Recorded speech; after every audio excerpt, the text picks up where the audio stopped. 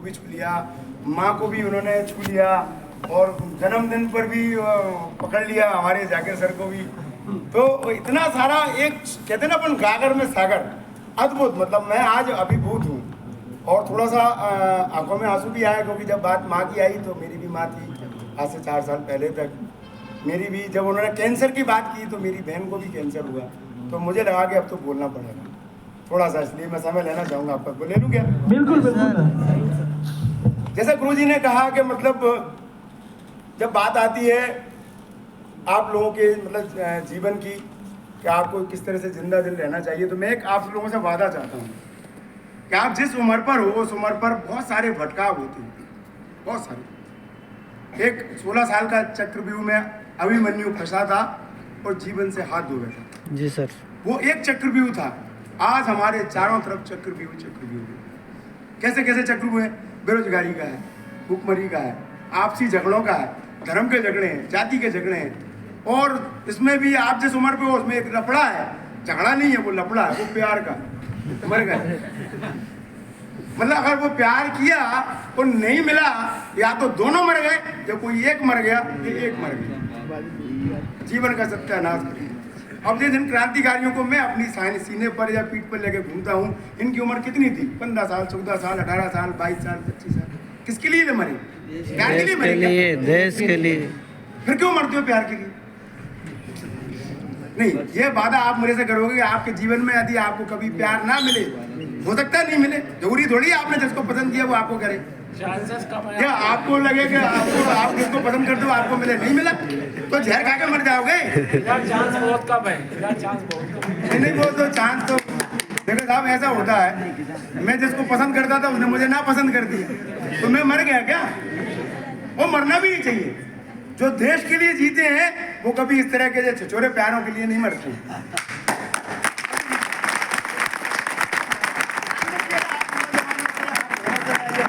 चाहता हूँ ये संकल्प लीजिए यहाँ पर बैठे बैठे, यदि शादी आपकी मन मुताबिक नहीं हुई तो आप आत्महत्या नहीं करेंगे। देश के लिए जी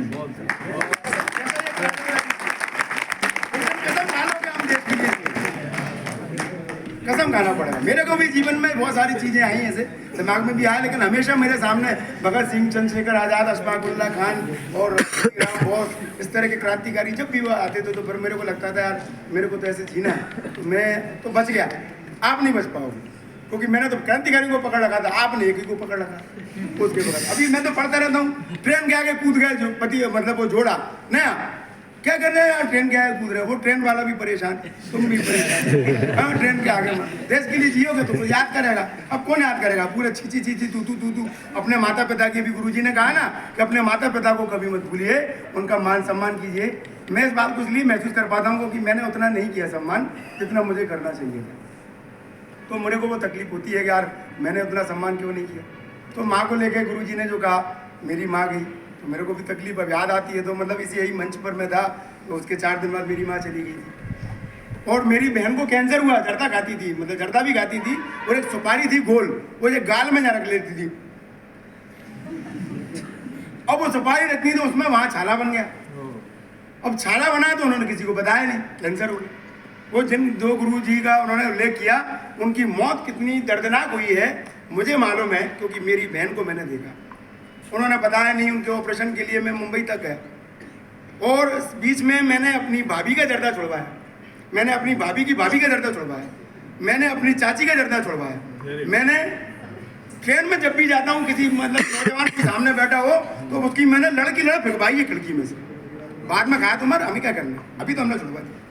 तो आप, क्योंकि मैंने वो दर्द देखा है।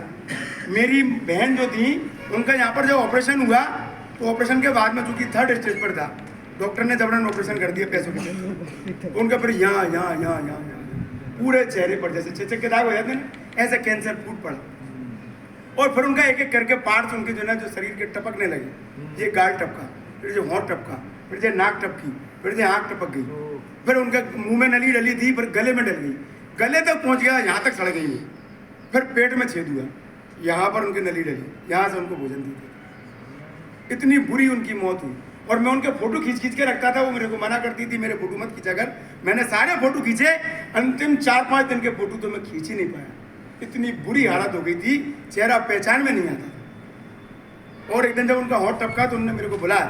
घर में जैसे अपने नाम होते हैं ना, एक नाम होता है जितेंद्र है, फिर पप्पू है, फिर कुछ और अलग अलग तरह के नाम होते हैं, तो वो मेरे को पप्पू बोलती थी। तो बोले पप्पू को बुलाओ।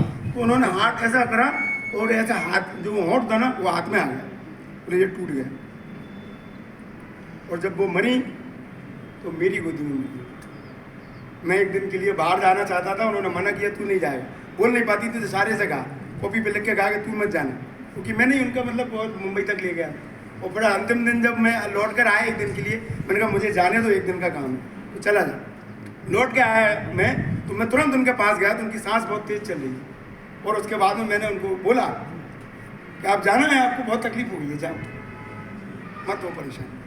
और मैंने उनका सर अपनी गोदी में लिया और उनकी सांस जो ऊपर गई वापस नीचे, तो वो कैंसर मैंने देखा। और आप लोग ये पुड़िया में दूसरी पुड़िया डाल के नहीं मिलाते, मैंने देखा।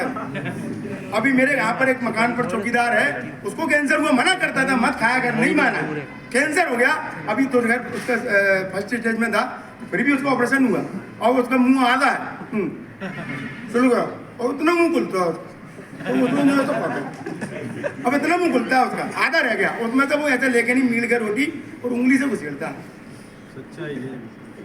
तो गुरुजी ने छेड़ा, इसलिए मैंने उसको बोला उनका आपने वो इतना कुछ समेट दिया, आप लोगों के लिए आज तो मतलब बड़ा दिन होना चाहिए कि आज आपको ये सीखने को मिले। आपको एक मेरा जैसा भाई मिले, आपके 3 भाई हैं, 2 भाई हैं, एक और जोड़ लें, ठीक है ना, आप भी जोड़ लें।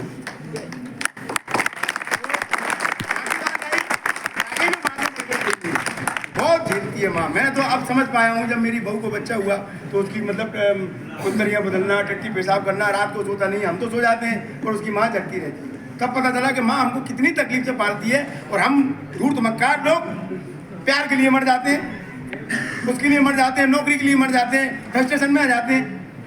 अंग्रेजी को लेकर जो है ना हम लोगों के दिमाग में भर गया है कि अंग्रेजी हम नहीं जानते तो हमें कुछ नहीं आता। मैंने जीवन में 2 प्रण किए थे, एक था शादी नहीं करूंगा और दूसरा था अंग्रेजी नहीं सीखूंगा। वाह वाह वाह। अंग्रेजी नहीं सीखूंगा तो और आज जो अंग्रेजी जानते हैं वो मेरे सामने बैठे होते हैं और मैं मंच पर खड़ा होकर, और जितने क्रांतिकारी थे उनमें से चंद लोग अंग्रेजी जानते हैं। तो अंग्रेजी को ये हुआ नहीं है TO2 तो GO2 क्यों नहीं है? वो क्यों होता है? ये अंग्रेजी का है, मैं थोड़ी कहता। केमिस्ट्री में जो है CHE होता है और चोपड़ा में CH होता है, तो कोपड़ा क्यों नहीं होता? अभी आप लिखोगे अंग्रेजी में पाटनी मेडिकल, तो क्या लिखोगे? PATNI, Patni medical. और पढ़ो उसको तो क्या लिखा हुआ है? पत्नी मेडिकल। पाटनी नहीं है वो, पत्नी लिखा। क्या करोगे आप अंग्रेजी? ऐसे अंग्रेजी में बहुत सारे विरोधाभास हैं, आप देखोगे हिंदी में नहीं है ऐसा, अंग्रेजी में नहीं है। अभी उन्होंने बोला ना भारतेंदु हरिश्चंद्र ने कहा निज भाषा उन्नति का सब उन्नति को मूल, मतलब अपनी मातृभाषा से प्रेम कीजिए, अपनी मातृभाषा। बहुत मुश्किल होता है समझाना, क्योंकि ये जो लेक्चर होते हैं ना बहुत बोरिंग होती है, ऐसा लगता है कि कब चले जाए पक जाए। हम जहाँ अपने अपने कमरों में जाके वो मोबाइल सबसे शानदार। आजकल तो छोटे छोटे बच्चे जो है ना उनको खेलने के लिए मोबाइल देते हैं तो वो भी मोबाइल नहीं छोड़ते। तो बहुत बुरी बीमारी चक्रव्यूह में आप फंस गए हो, आपको ही निकलना है। ये अर्जुन भी आपको बनना है और कृष्ण भी आपको बनना है। वर्तमान में जो हालात हैं उनसे आप बच नहीं सकते, क्योंकि आज जो दुश्मन है, पहले अंग्रेज थे गोली मार दी, हाँ आज अपने लोग बैठे हैं करप्शन में। गुरु जी को मैं इसलिए लेके नहीं आया कि मेरे गुरु जी हैं, मुझे मालूम है कि उनकी ईमानदारी की मैं कसमें खा सकता हूँ। अपने जहाँ भी डिपार्टमेंट में वो रहे ईमानदारी का परचम, डरते किसी से नहीं। तो आज आपको अपने आप से लड़ना है। राम आपके अंदर, रावण आपके अंदर, कृष्ण आपके अंदर, कंस आपके अंदर, सूप न पका आपके अंदर तो यशोदा भी आपके अंदर। तो यशोदा होंगी वो पूजी जाएंगी और सूप नगा की नाक काट दी जाएगी।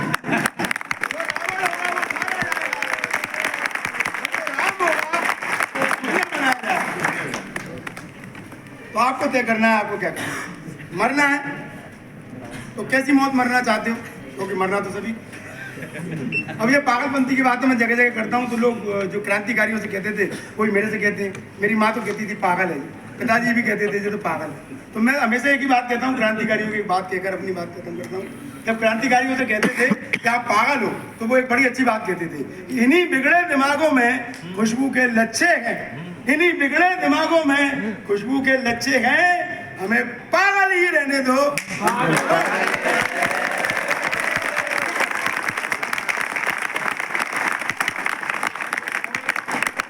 आप लोगों को उनकी बात भी आई। हमारे एक राम लखन जी भट्ट थे, तो चले गए पिछले साल कोरोना में, मतलब 2021 में। मैंने एक बार उनसे कहा, यार देख, खुदा, ये भी खुदा, भगवान वो भी ऊपर वाला, ईशा मसीह वो भी ऊपर वाला, जब बनाया किसने हमको, ये झगड़े अपन करते हैं। तो उन्होंने एक शेर कहा था मेरे से कि खुद को खोजा तो खुदा मिल गया मुझे।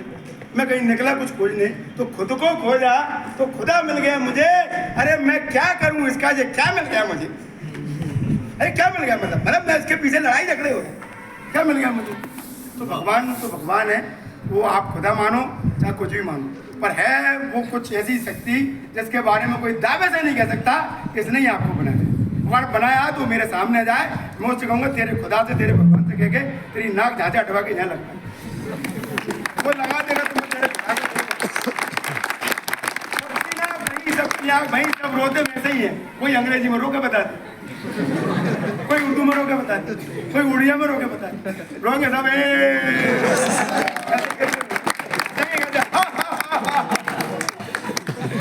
तो ये मतलब छोटी छोटी चीजें हैं। हंसिए, हंसाइए, मस्त रहिए, जीवन को एंजॉय कीजिए। छोटी सी जिंदगी मिली है, पता नहीं आज हम यहाँ हैं, कल ना मिले इस दुनिया में। तो ये वतन अपना सबका है।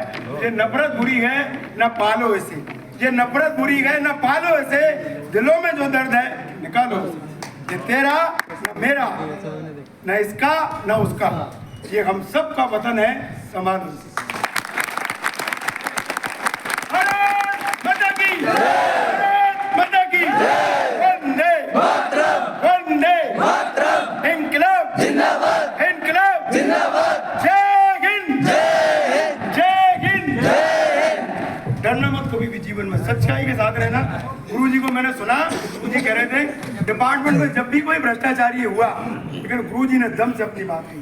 तो सच्चाई में, ईमानदारी में बहुत बड़ी ताकत होती है, आपको कोई हरा नहीं सकता।